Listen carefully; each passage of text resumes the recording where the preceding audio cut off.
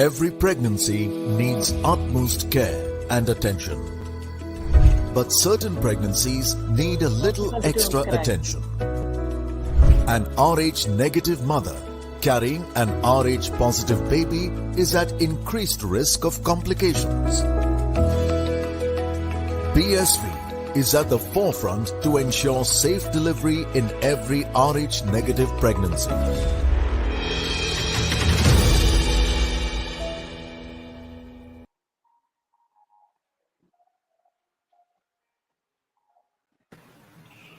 What an amazing World Cup we have witnessed. The 12th edition of the Women's Cricket World Cup finally ends, and to no one's surprise, tournament favourites Australia lift the trophy for 1, 2, 3, 4, 5, 6, 7th record time. Yes, that was an amazing Alisa Healy show to start off the day. And then, of course, all the bowlers chipped in. They couldn't take the wicket of Natalie Silver till the end. But they were regular in taking all the other wickets down. And that's how Australia has won this tournament for a record 7th time out of 12. We have Brittany Cooper and Tane Wanikar joining in for the post-match show of the finals. First thoughts, ladies. What an amazing final have we witnessed. Brittany, you'll start? Yeah, Australia came up and they stand up and they show up and they do their thing, scoring over 350 runs in the finals. It's just amazing. And kudos to England also, who came literally close to the target. Very close to the target, but so far yet so near. Natalie Seward did try her all the level best, but couldn't do it. It was all that Alisa Healy show that happened at the start. Let's come down to this second innings first. Daniel, you feel one particular person could have helped Natalie Seward chase that particular target? Absolutely. I say to Brittany, first of all, sorry to be in a car again. I say to Brittany, you know what, they're on top. They were on target to chase that down the way that Nat has played. So, I just felt like they just had to be a bit smarter. Somebody better around her, because she had all the shots, and she showed it today. She showed her class. She was mine. Brittany's call. We got one right, Brittany. Only one right for the day. But I think if they were a bit smarter, they could have made a game of it with Nat. I think so. My prediction came out very true when I said that Australia will put on 320 plus runs on the board. They did put on that much on the board. For all we know, 285 all out. It was except that one particular player in Natalie Silver, the others couldn't really do anything. The Australian bowling was continuously, and I think so. A lot of people have criticized Meg Lanning on this, that she's continuously chopped and changed bowlers, but it has worked. Except for Darcy Brown today, I think so. All the other bowlers really bowled well, and that is what we've seen. Brittany, you feel that changing of the bowling lineup has particularly helped because it didn't allow any batter to settle down to one particular type of bowling. I have no problem a skipper doing that. Sometimes you have to adjust or bring bowlers in to bowl to certain batters. And I think that's what she's done really well. And you rightfully said that, she have this habit of not letting batters get accustomed to a certain bowlers. And, when you have a bowling attack like Australia, where you have so much leading wicket takers in any setup, I think she's confident to back her bowlers to bowl in any situation of the game. Let me take you down to all the records that were broken today. If we can have that on the screen, too many records broken. I'm just going to read out everything, and probably the audience can just enjoy this. This was the highest ever total in a World Cup final, 356 for 5. The highest individual score in any World Cup final. We actually have two there now. Of course, the 170 by Alisa Healy and then 148 not out by Natalie Sibber. The second highest team total without a six. Australia played really well, but they are what? 46, 47 fours without hitting any six. That's insane. So they were too grounded, I'll say, in order to even win today's game. The second highest ODI team total for Australia. I just thought that they had many more, but yeah, that's a very staggering fact. Highest partnership for any wicket in a women's World Cup final. 160 runs for Rachel Haynes and Alisa Healy. The highest individual score by a wicketkeeper in ODI is 170 by Alisa Healy. Most runs in a single edition of the World Cup, 500 plus runs for Alisa Healy. When we started the day, we were talking about Lanning breaking the record, Haynes breaking the record. Healy says, "Oh, hold my beer. I'm going to come and break all the records." First player to score 500 runs in a single edition. Second highest individual score in a World Cup knockouts game. Second highest individual ODI score by an Australian. Highest score against England in women's ODI. And we have one record which Natalie Sibber has broken. Most centuries while batting at number 4.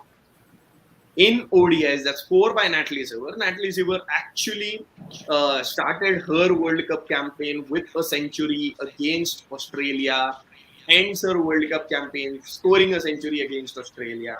That's insane number of records broken in a World Cup final. Did anyone of you expect that? Danya, did you expect these many number of things to happen in a World Cup final?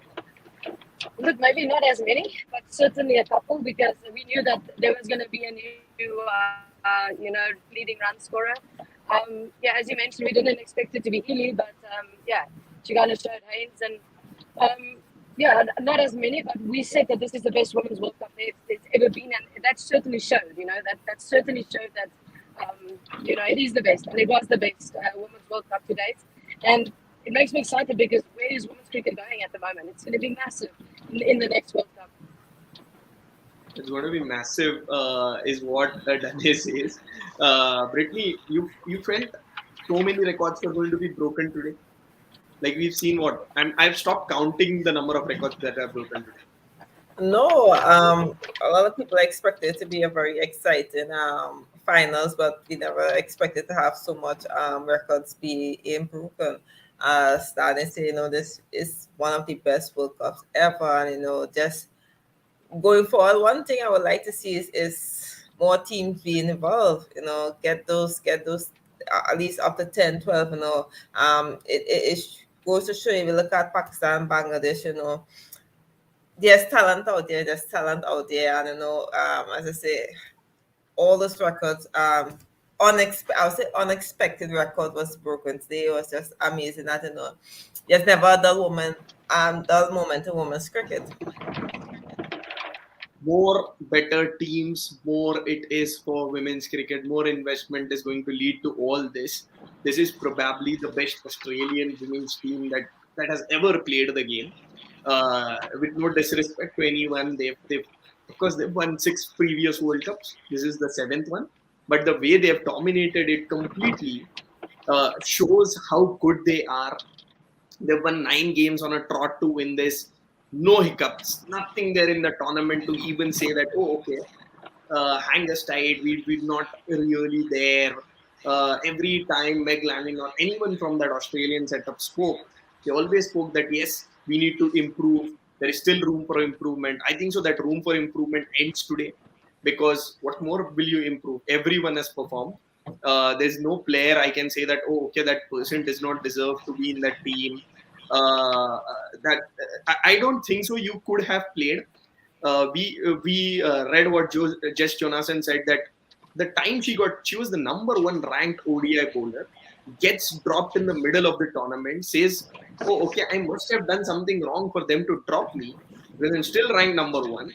She goes back, works on herself, comes back, and what a tournament she's had. I think so. If this particular Australian team, they give a lot of inspiration to a lot of people, tell that if anything and everything cannot be taken so lightly, and it just helps improve themselves and the overall game of cricket.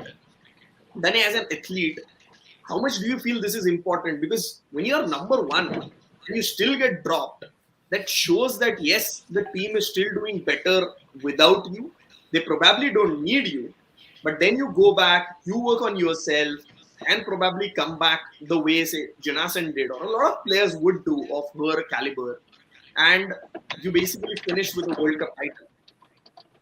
Yeah, look, while you were speaking about it, I was thinking there's never been a series that she's been part of that she did not feature. And there's no World Cup that she's been part of that she did not feature a World Cup game. And that's a testament to the quality of Jess. I've spoken to her quite a bit, especially with my injury. She's been very supportive. And she's not just a really good cricketer and a hard worker, especially coming off a couple of injuries as well. She's a good person, a great person, and generally good people make better cricketers. So yeah, a testament to her as a player and a person. Very important. Brittany, as an athlete, how do you take it when you're basically dropped in the middle of the tournament? You come down and say that, oh, okay, this is not taken. I'm at the top of the world. I should be the one featuring that in that 11, and I don't. How do you take that in the middle of a World Cup kind of a tournament and you just come out and perform really well to the level Jess Jonassen has today, and then win it for your team?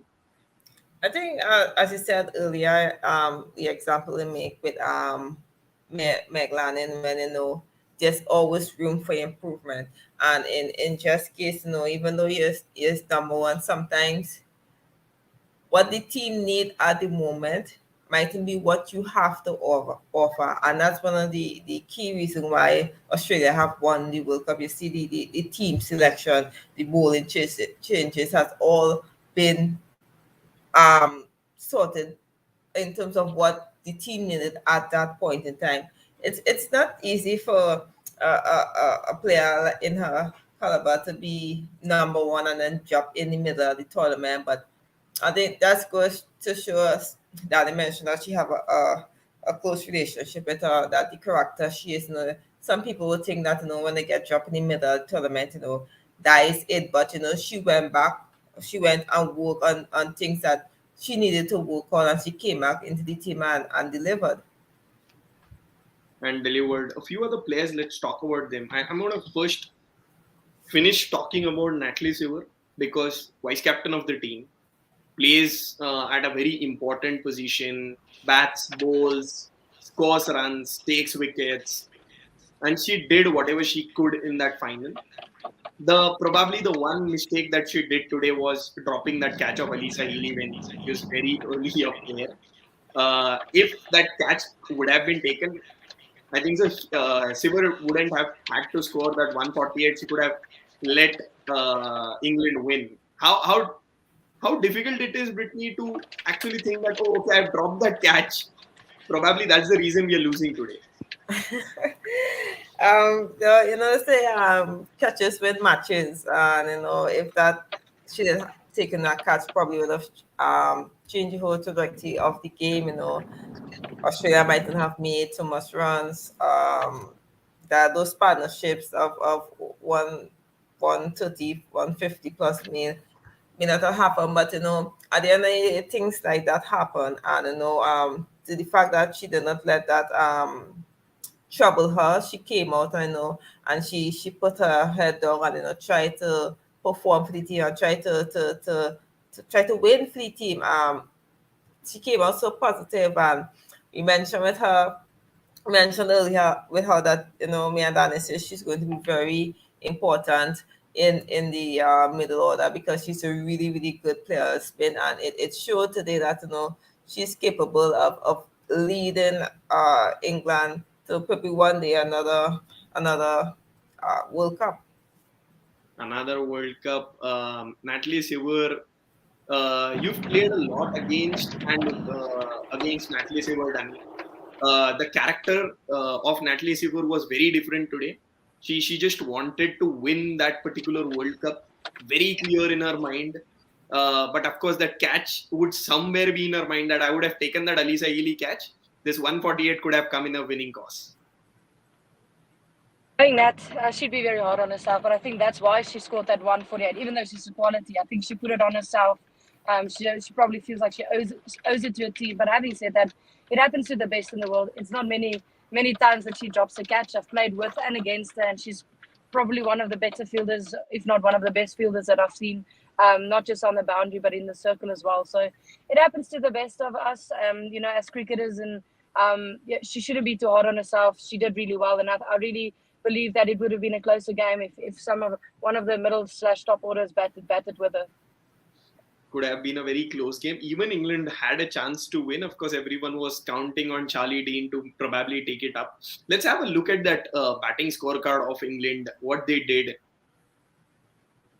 285 is what they scored in 43.4 overs. Imagine if one of the players, and Silver was not out till the very end at 148 or 121 balls. If one of those top six would have lent her a better hand, we could have seen a very different side of story. Of course, there were enough overs left for them to chase, but there weren't enough batters left for them to chase. 27 for Bowman, 26 for Knight, 20 for Jones, 23 for Dunkley, 21 for Dean. I want to pose a very important question to you guys. We saw how West Indies batted against Australia in the semi-finals. We saw how England batted against Australia in the semi-finals. In the finals. The good thing that I liked about England was at no point in time they were scoring at more than 6 an over, and they were giving them full chance that yes, if we stay till the 50th over, we have a definite chance of winning. Brittany, how much do you feel that was important? Because all the players that I spoke about, except for the players who got out in single digits, everyone has a strike rate of above 100. So they give you a chance that yes, if we are there till the 50th over, we have a chance of winning. As I said, strike rate was really important in this innings. I think the players came out and know that, if they stick with that run with between 5 and 6 runs per over, they are very capable of scoring the runs. And who knows if probably Charlie Dean didn't get dismissed because she was having a really, really good partnership with Nat Silver there, we made a joke earlier on that we might have to redo all these shows because of England looked like they could have pulled it off, but each batter that came in had a clear understanding what they needed to do, and it was rotate the strike and get those all boundaries, and they could have stand a chance. They could have stand a chance. One question to you, Dane. Do you feel Charlie Dean, because of the batter that we've seen her in the domestic circuit, should come above Brunt or above Eccleston Cross? Because we've seen in domestic cricket, she's a better batter than all these three players. Probably Brunt and Eccleston can hit it in like clear ropes very easily. Dean might not be able to, but she's a better batter of the lot. And she's coming at 10, which is probably the lower end. Think of experience, maybe, I don't know, but I think maybe for the situation today, she accumulates a little bit more. She's got a good technique. She's really not a bad all-rounder. I think with time she'll become a proper all-rounder, but I think maybe because she bats so low is because of the experience in the World Cup. But yeah, I think I would have changed it up, maybe getting her in higher and maybe leaving that firepower of Catherine Brunt, lower down, and maybe try and see if they can get that 10 and over in the last 10 with Brunt still coming in. Cross can strike it, and Eccleston as well. So yeah, probably would have done it differently, but I mean, tactically they've been very sound, not gonna lie. Tactically they have been very sound. Could have made a bit of change today in their batting order just to give Silver that extra room, so that the person can rotate, strike for Silver, and Silver could clear those boundaries, get those doubles, probably had more chance of winning. Let's take a look at that bowling scorecard. The two spinners, Alana King and Jess Jonassen, both taking 3 wickets each. 3 for 64 for King, 3 for 58 for Jonassen, 2 for 42 for Shute. Tassie Brown didn't have a great day today in the final, 0 for 57 for her. 1 each wicket for McGrath and Gardner. Very clear from Lanning that Perry will not need to bowl in the finals, and that's what happened. Perry, you played Perry as a specialist batter. She dived like she was a youngster making a debut, even when having a back spasm. I don't know how she does it. Danny, you've played a lot with Perry for sixes. Today she had back spasm, but the way she was batting, very limited, but the diving and everything, it looked like she was on debut and didn't have a back spasm at all. Thing is, Elise Perry is the ultimate professional. You know, she looks after her body. I'm sure everything she did leading up to this game was to make sure that her body is in the best condition it should be to compete. And certainly knowing her, she will not take the field if she cannot give 100%. And even if she's not 100%, she will always try and, you know, push through that and give 100%. So, yeah, playing with her, she's always given 100%. And again, she's the ultimate professional when it comes to her conditioning, her recovery, all those things. So, yeah, I wasn't surprised. I got a bit like a fright for her because I'm like, oh, you're back. But nah, she got up there, dusted it off, and got off and fielded for the team. Feel good for the team. I want to ask you about that leggy in Alana King. Had a great tournament. Another 3 for today. They have a problem. Australia is going to have a problem of plenty. Georgia Wareham will return at a certain point in time. You have Amanda Jade Wellington, you have Alana King, you have Sophie Molyneux, you have Jess Jonassen. All these people are certainly not droppables now anymore. But how much has Alana King impressed you? Her first big tournament this time around. Biggie fan. I've said it the whole World Cup, and she was one of my picks. I was so glad to see that she made the Aussie side. We had conversations, leading up to the World Cup, and she kind of voiced how desperate she wants to be in the World Cup side, and just seeing that she made it was obviously I was really happy for her, and the fact that she's been the number one pick as well. I mean, Amanda Jade, very unlucky to miss out. She's also a big turn of the ball. Her stats are the basic stats speak for itself, but as you say, they've got a lot of, I guess, problems on their hands for picking, because you can't probably pick 4 to 5 spinners in a game. But yeah, I'm just glad that she gone really well. She had a great final, first World Cup as well, and fit in seamlessly, did really well for a team, and got the job done. Got the job done. Let's talk about another in that bowlers category, Megan Shute. Not the Megan Shute standard of bowling that she had in the whole tournament, but again, 2 wickets today, the big day. She finishes at, I think so, 34 wickets during for in the World Cup. She's just 5 short of Lynn Fulston's record of 39 wickets for Australia at the World Cups. Another World Cup, and Megan Shute is right up there. She could even surpass Julian Goswami and become the highest wicket taker in World Cups. Brittany Shute did not have a great tournament of her standards, of course, but big day, big match, big player turns up. Yeah, big day, big match, big player, big wicket of Danny Wyatt. You know, she came into this final with 100 under her belt, and you know, she know how important it would have been for England to get off to a good start, and we know how effective Megan is when swinging those balls. And it's really hard to pick up when she steps so wide outside the crease. But yeah, she haven't picked up as much wicket as she probably have wanted. But even though the wicket wasn't there, she's been a very economic bowler, and she's applied pressure from the other end when ever Darcy Brown, Perry, or Mongrat been bowling. I'm going to ask you another question. This is going to be a sort of a little difficult. Before the semi-finals, would you have picked Alyssa Healy in your team of the tournament? Nope, not with. And today, and today, after 2 games, just 2 games, she scored more than 300 runs in these 2 games, and she has just got the Player of the Tournament award. Now, do you feel she deserves to be not in the team of the tournament? Team of the tournament, she definitely deserves. Mm-hmm. Does she deserve to get that Player of the Tournament award? For me, I'd be a little skeptical about that, because I find the Player of the Tournament should be picked after the semi-finals. I just mean because it's all about getting your team into the finals. Look, today she scored that 170, and boom, she come out Player of the Tournament. I just find that Player of the Tournament should be picked from the semi-finals back, and not performance based on the final, because as I said, it's all about getting your team and what you did to get your team into the finals, or not even the finals, but what you have done to perform during the stages.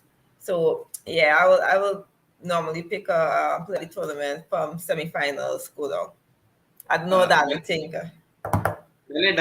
Same question to you. I think so. We missed out on the first half of the question. That was Healy might certainly not have featured in the team of the tournament pre the semis, and now, of course, she features in the team of the tournament post the semis. But she also gets the Player of the Tournament award at the official ICC post match awards. Do you feel Healy should have got that Player of the Tournament? Because she herself mentioned in the speech that I think Rachel Haynes should have got that Player of the Tournament award because she's done the bulk of the scoring. I have just come for 2 games and I've scored big, of course. But who would have been your Player of the Tournament? Yeah, look, it's difficult because I mean, inevitably she had 2 massive performances in the 2 games that counted, and I mean 130 odd, and then 170. Yes, Rachel Haynes has been incredible and she's done really well, and maybe Alisa struggled a little bit at the start of the tournament, but yeah, it is difficult because you can say there's a lot of players that I feel like did really well, that was in contention, but at the end of the day, I don't make that decision. I don't think it's a bad decision. She, as I said, she scored when it mattered. And you can't be a bad player if you do that. So yeah, and as you say, she'll always be somebody that probably won't take that credit, I guess, and and it's cool to hear that she acknowledges Rachel as well. So yeah, I think before the semis I would have said Laura Wolfart or Marizon, just by way things went, but again, performed when it counted and got the rewards for that. So I think that is also why you need to reward good performances, and certainly did that in those 2. Those 2 games, 2 very important games. Alisa Healy turns up, scores 300 plus runs in 2 games, and just says that, oh, okay, the Player of the Match tournament award is mine. You should have me in the team of the tournament. I come in when big matches count. Got most runs in a tournament, 509, highest score in a World Cup final, highest individual score by a wicketkeeper batter in ODIs, lot of awards. Alisa Healy just takes them all today. And but I want to talk about a thing that I just noticed today. Mitchell Starc makes it a compulsion thing that he travels down to a place wherein he's not required. Last time, 2020, he missed out an ODI. He travelled down to Melbourne to watch Alisa in the final. She scores big. Today, he does not take part in that ODI series against Pakistan, travels down to New Zealand, serves the quarantine, watches his wife. Is he the best cricket husband that we have? That would be a good luck charm, eh? Oh, it's not too bad. Yeah, it has to be a good luck charm. So I think that's why he travels down. But no, I mean, it's such nice stories to hear, especially Mitchell Starc being an international cricketer as well. Supporting his wife, missing. I mean, inevitably what he does for a job. It just shows you that cricket isn't always everything, even though it might be. Your wife, your spouse comes first, and really cool to see, really nice to see, and yeah, as I said, he might be her lucky charm because it's now twice he went down and twice she scored big in finals. So yeah, kudos to him. But again, yeah, it just shows you that life is a little bit more important and love's a little bit more important than the game, and it just puts things in perspective as well. We call it Lady Luck. What do we call for Mitchell Starc? Brittany, what do you call for Mitchell Starc? We call it Lady Luck when a female travels or a female has that luck. What do we call with Mitchell Starc now? I have no clue. I think that would be the best one to answer that. She being the one who's married here. But yeah, it's good to have that support. He leaving and coming in 2020, and now it's good to always have that extra family support. The teammates are supposed to be your family, but your mate is something different. Let's hope that going forward, because we saw this year, so with New Zealand, with Amy and Grace being there. We see with Bishman, her daughter being there. So going forward, I hope to see a lot more families traveling with their, well, players traveling with their families, to help and give them that support in these times where, we're still in the COVID and things been difficult in terms of bubbles and stuff like that. So it's great. It will be a great initiative going forward. So we started the tournament with Bisma Maroof and her daughter Fatima. We ended with Alisa Healy and and her husband Mitchell Stark. That's been the tournament. Of course, a lot of cricket, a lot of close cricket is what we've seen. 7 times champions Australia. Let's take a look at that summary, which happened today. Of course, Australia played 50 overs, 356 for 5. Alisa Healy scores that big 170. I'm not going to even at the wicket column. 68 for Rachel Haynes, 50 for Mooney. England scoring 285 all out, 148 not out. Brilliant from Natalie Seo. She just gave England all the chances they had in this world. 3 first each for Chinasam and King. Australia winning it by 71 runs. Their 7th World Cup win alongside T20 World Cup wins, 4 or 5 T20 World Cup. I don't know how many Meg Lanning is going to finish up with, but this is what she's just started with. We started the tournament, as I said, on a family level with Bisma Maroof and her daughter Fatima winning all the hearts. We finish it with Alisa Healy finishing on that high alongside Mitchell Stark, and that's been the tournament. Closest tournament you've seen, ladies? Closest in terms of wins, in terms of that bonding, in terms of whatever viewership and everything that we've witnessed? I'll jump in. I think so. I think maybe Australia was dominant results wise, so I can't say it was the closest finish, but look, it was just incredible. The hype around the women's game. You can see that the standard has lifted incredibly. It's just it was incredible to watch. It was incredible to witness. I wish I could have been part of that, especially the hype, especially seeing the way the South African team came home last night. Just for an example, the airport, the arrivals hall, which is massive at OR Tambo, was packed with people, and as they came out, everybody cheered. There was a band. It just shows you what the women's game's creating at the moment. So probably, won't say closest, but I think best, 100% best Women's World Cup we have seen. And as I mentioned, it's just the start for women's cricket. It was great to see that particular World Cup. Of course, South Africa getting in all that support that they should be getting. Brittany, what do you feel? The best World Cup you've seen? Yeah, the best World Cup ever. Thus far, I should say.